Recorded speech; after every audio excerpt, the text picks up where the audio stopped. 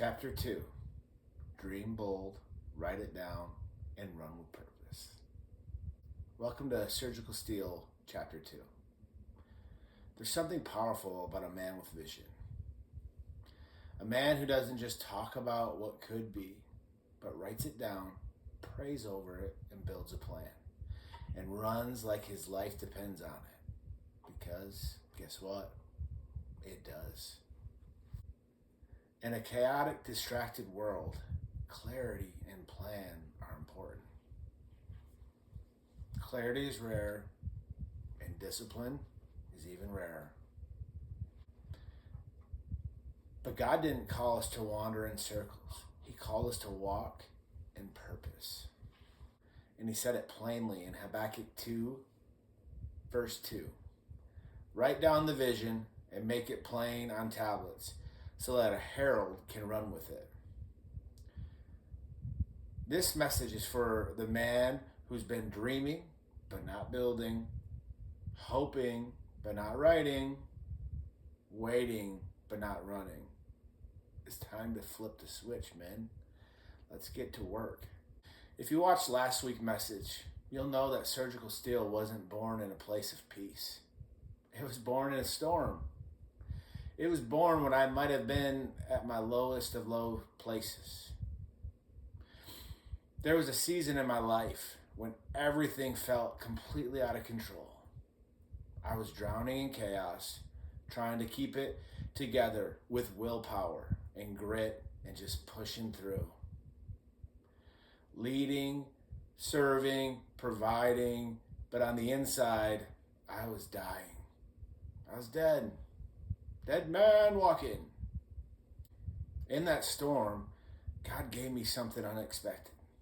Purpose. Not the full plan, but just enough light to take the next step. I kind of think about it as like a yellow brick road moment. There was a path set beside me, and I were to walk on it. Even then, it was hard. The fear of failure was loud.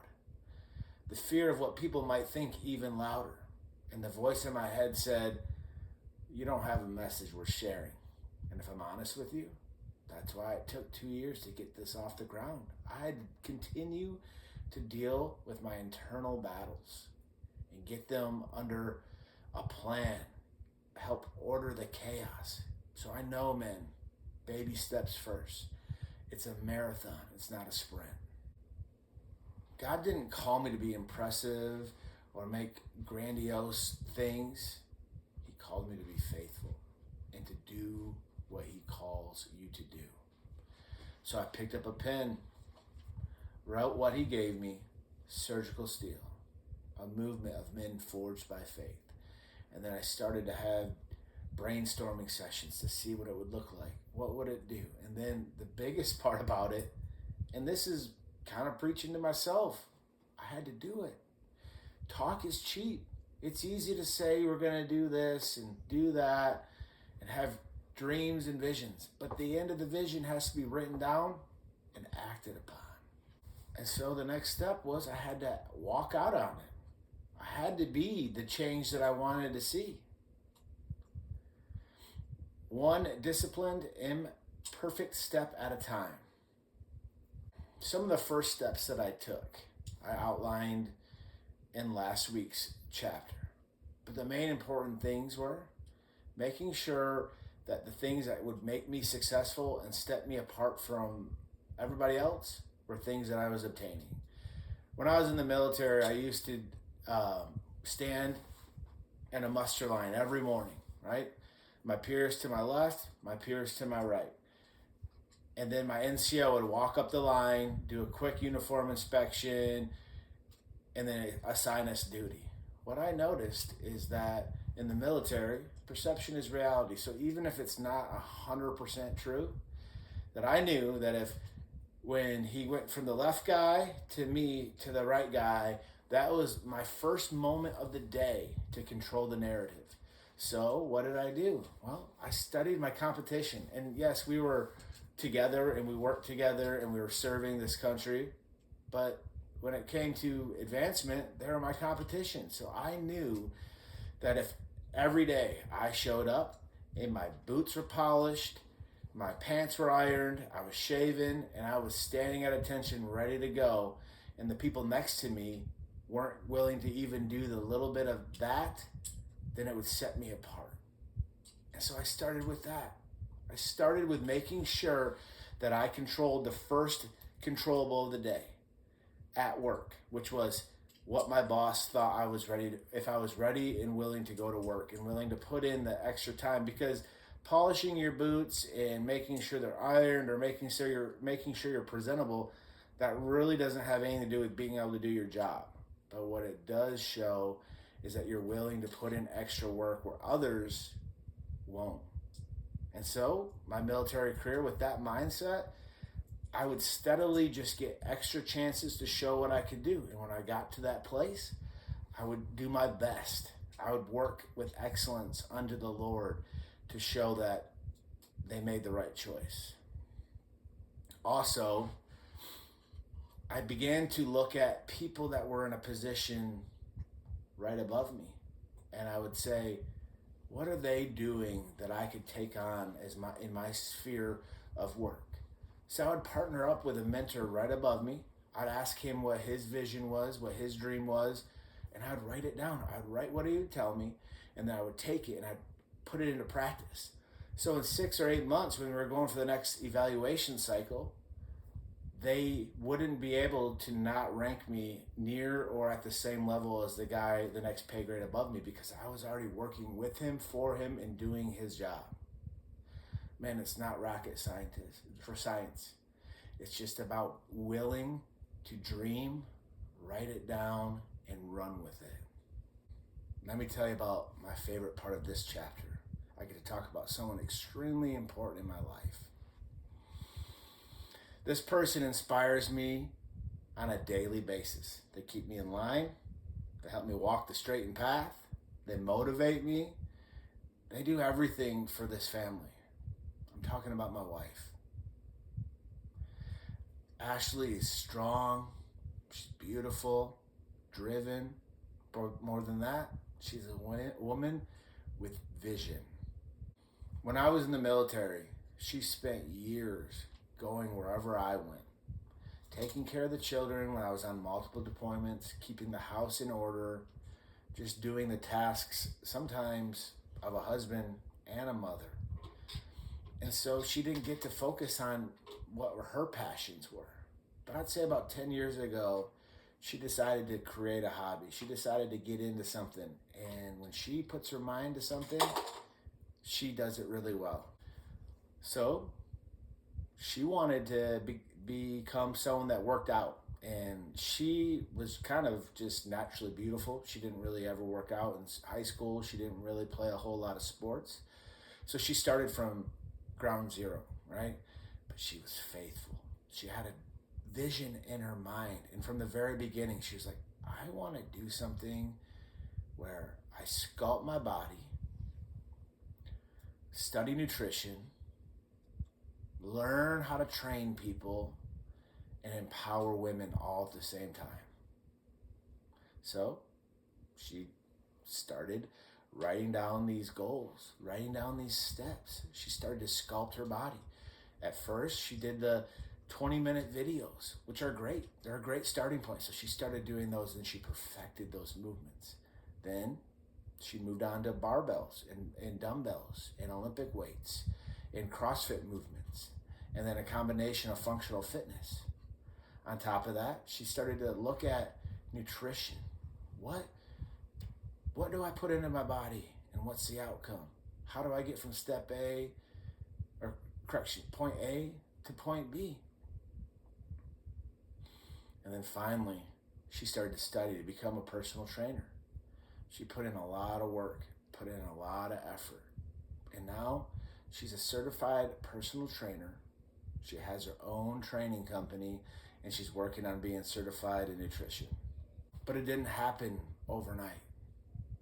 She didn't wait for the perfect timing. She knew it was her calling. She knew she felt called by the Lord. Honestly, she felt unqualified. But she didn't wait for the perfect timing. She wrote it down, prayed over it, and ran with it. She did it. And it was one imperfect step at a time. She's continuing to go with the vision.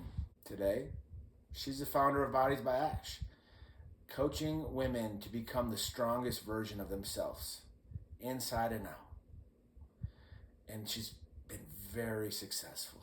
And even women that don't sign up for her coaching, her posts on Instagram are just empowering women to be women of faith, women the way God created them to be. And it all started with a dream, a pen, a journal, prayer, faith, belief. And the Lord will do the rest. What part of this story resonates with you? Are you thinking about a business, an idea, an invention, something, a new college career, a new career path? I'd love to hear about it. Like, comment, let me know. I'd love to partner with you. Jesus didn't drift without a plan. He had a purpose. He didn't guess his next move. Luke 9:51 says, Jesus resolutely set out for Jerusalem. Resolutely means he knew where he was going. He walked in purpose. Every day was intentional. Every move aligned with the mission. I'm reminded about the woman at the well in Samaria, and there'll be a chapter about that later, because that's one of my favorite stories. But I love it how in the time the Jews would travel around Samaria and add so much extra time because they didn't even want to interact with the Samaritans. But Jesus said, I had to go this way. He was on purpose, on assignment. Walked in purpose. Every day was intentional. Every move aligned with the mission. Paul echoes this mindset in 1 Corinthians 9:26. So do not run aimlessly. I do not fight like a boxer beating the air. You fight with a plan. You know the attack. The Lord gives it to you. We're not called to wander. We're called to live with vision. If Jesus, the Son of God, lived with clarity, prayer, and consistent obedience, why would we settle for anything else? We're called to live like Jesus. It's not about being perfect, because we'll never be perfect. It's called about surrendering, submitting, and getting up and signing up one more time. Write down the vision that God's given you. Pray over it. Figure out the best plan of attack and go after it. Let me help you. At the end of your life, they won't talk about what you hope to do. They'll remember you for what you built. So here's the challenge. Write it down. Break it into steps. Show up daily and run. One of the things that I think about all the time is the Bible talks about when we reach the end of our time that we're going to have to give an account to Jesus. And this could be my lack of spiritual understanding or just something growing, or just maybe it has to do with my reverence with the Lord. But I like to think about Jesus, seeing him face to face, and him asking me, hey, Mark, remember when you had this opportunity and instead you did that? And not in like a shameful condemnation way, but just having a conversation with you where it reveals your heart. I want, when I get to the time when I meet Jesus, when he says, well done. I got a long way to go, but I know it is a lot easier when I follow the vision that the Lord laid out for me. All right, let's do some reflection. What's the vision God placed on your heart that you've been too afraid to write down? I'm a dreamer, so I have vision for lots of big things. So I write a lot of them down. They're not all from the Lord. Some of them are from my own selfish ambition, but you'll never know unless you write it down and pray about it. So think about it right now. What do you think you've been called to do that you've been too afraid to do? What lie is holding you back? I know for me, it was, you don't have a message. No one cares what you think. Or what if they really knew you and they'd call you a hypocrite. Those are really heavy lies that the enemy will try to whisper in your ear, because guess what? Everyone has a message. Everyone has purpose. The Lord put messaging into everybody. What's one habit that you can sign up to do today that lines up for your calling? If you think that you want to run a marathon, how about start with 2 mile walk and then work your way up to a half marathon? You want to be a bodybuilder? Let's start working out. You want to be a professional athlete?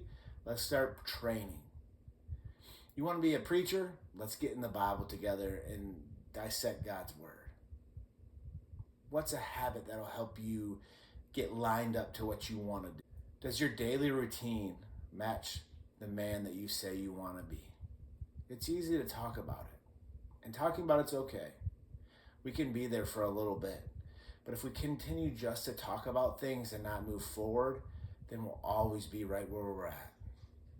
Lastly, if someone followed you for a week, where would they say that you are going just by observing what you do, how you do it, and when you do it? You have disciples, whether you know it or not. They could be your close friends, your kids, your wife, your coworkers. People are taking notice of what you're doing. And if it doesn't line up with what you say you want to do, they might be skeptical. Think about that. Let your actions line up with your voice and your heart and what God's called you to do. If this message hit you, don't scroll by. Please like, comment with the strong arm emoji or something that you're going to do to write the vision down, and subscribe. Commit to running with purpose. And if you've never heard the gospel, if you're not sure where you stand with Jesus, or you just want to know more, leave your email in the comments. I would be honored to walk with you and help you investigate the next steps in that journey as well. Because mentoring in that is more important than mentoring in almost anything else. Thank you for watching. If this message encouraged you, please share it with a brother. Stay sharp, stay faithful, be still. Let's go to work, men.